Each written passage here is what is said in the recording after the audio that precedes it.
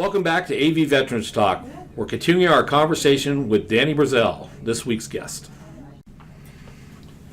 So Danny, now your life's changed. You did work for a while at Sharon Runner's office, our late great lady from the Antelope Valley that served this community for many years very well.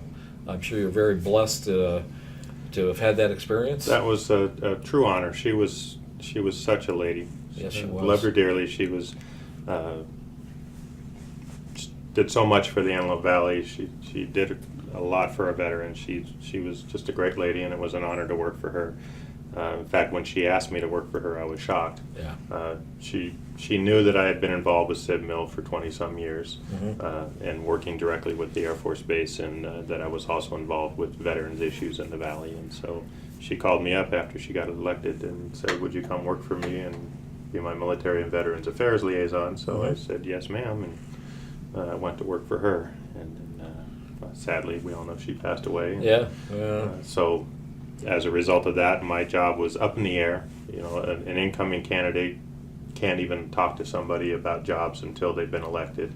Right. And in the meantime, I've been on the board of the Flight Test Historical Foundation for about a year. And the chairman of the board came up to me and said, "Well, when the election's over, what happens with you?" I says, "Well, right now I'm unemployed until afterwards. I don't know. It's still up." And she goes, "Well, would you come to work for us and be our executive director, or general manager, or whatever?" So I said yes, and then ended up being hired by the board to be the general manager for the Flight Test Historical Foundation. Nice. So, that's got many fingers out there, it seems like. But now, I don't know, the operation out there, I know George Welch and Tony and a lot of the guys out there, and of course they're all getting to play with airplanes and do cool things. But one of the hard things for any museum, especially nowadays, is the funding to get something built. Correct. And you have great visions of what's going to happen out there. And a little bit for people listening that don't live here in the Antelope Valley, one of the Achilles heel of Edwards out there was the accessibility to the museum. And through the years, I guess it was really kind of like the club out there. And of course, Edwards back in the old days was there were no gates. You show your driver's license and go on, as long as you have a California license. Exactly, you were good to go. That all changed, especially after 9/11. And that's exactly what happened. In the Flight Test Historical Foundation raised the money to build the existing museum at Edwards prior to 9/11, and it was just that. You show up and show your driver's license to show that you're a U.S. citizen, basically, and you're allowed to go on and see the museum. Well, 9/11 happened, obviously. That changed the whole security posture worldwide, and so it became that no longer could the general public just drive into Edwards and visit the museum. So if you didn't have a reason to be there, didn't have access through retired military active duty contractor, the museum was pretty much off limits. Right. So they embarked on a program to build a new museum outside the west gate of Edwards Air Force Base so that it's accessible to the public. The other side of that is the museum. It's a 12,000 square foot building, but it has only 8,000 square feet of exhibit space. Correct, yeah. If you go in there, you'll see the YF-22, which was the prototype for the F-22 program, takes up the majority of the exhibit space inside the museum.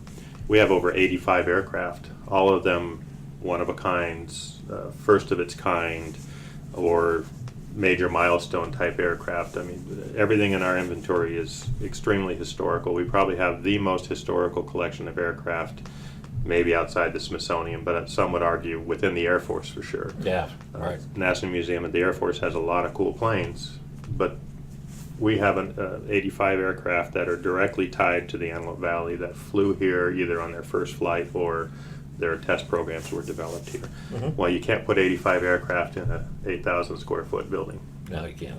So we embarked on a campaign to think outside the gate and move the museum from its current facility to a literally about 150,000 square foot museum, visitor center, and more importantly, a STEM education center. Nice. I'll get on my soapbox here, sorry. Yeah, but go ahead. No, if you think about the aircraft in our inventory, like I said, they were the first of their kind, one of a kinds, things like that. Well, when you build the first of something, you build the only of something, it's because technology at that time is being tested and is being developed to look at feasibility for the future. Every one of those airplanes then, because of that, offers an educational component to it. Mm-hmm. You take I use this analogy a lot because people can understand it if they're not into airplanes or aviation, but you ever take a paper clip and you're kind of sitting and you're fiddling at your desk and you bend it enough times, it turns hot, and then it breaks. Yeah. Because you've crystallized the metallurgical properties within the paper clip and through the heat. Well, the SR-71, which, by the way, we have the prototype SR-71 in our collection. We also have the very first A-12 ever delivered to the CIA under Operation Oxcart in our collection. Mm-hmm. Those aircraft were designed using slide rules, all drafting boards, hand-drawn, things like that. So you think without a supercomputer to look at the properties of this is an aircraft that flew in excess of 80,000 feet and in excess of 3,000 miles per hour. Right. When it was flying at full speed at altitude, the leading edges were turning red hot. So think back to that paperclip. What happens when you heat metal up and then you cool it down, and you heat it up, and it typically crystallizes and breaks. Well, the SR-71s, they're made out of titanium. Absolutely, yeah. That aircraft, every time it went up, turned red hot, slowly got hotter as it increased speed, and then slowly cooled down as it came back in. When it landed, it was stronger metallurgically than it was when it took off. Yeah. Well, that's a teaching moment for students that are sitting in middle school and high school STEM classes now that want to learn about aeronautics and engineering and physics and thermodynamics and things like that. That's something you can teach them, a real-world application of how that works. Yeah. Stealth technology. We have Scorpion 4, which is our F-117. That is the world's first fully stealth-capable fighter ever built. So just think about what's radar attenuation. You know, how do you take a radar wave and keep it from bouncing back to a receiver? Well, right. It's through the materials. So another teaching platform. Yeah. The X-15. Every aircraft we have has some unique component of technology that was new to its day that is now commonplace in most cases, that we can take and inspire these young students to become the next generation of flight test engineers, test pilots, technicians. Can't leave out the mechanics. Right. For every engineer that designs and builds something really cool, you need 5 people to fix it.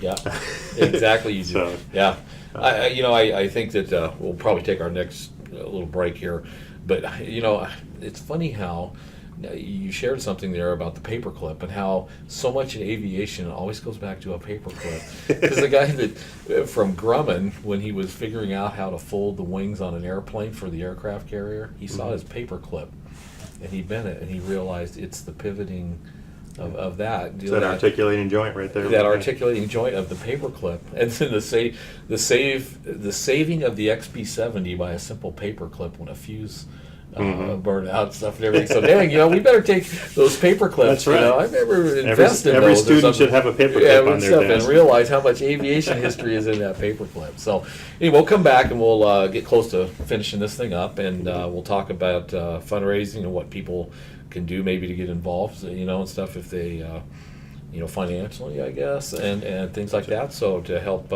make sure that project happens in a timely manner, which we're all hoping for. And we're making progress. So we are making, and we'll talk a little bit about that. So thanks, Danny, and we'll come right back and we'll kind of finish this up. Thank you.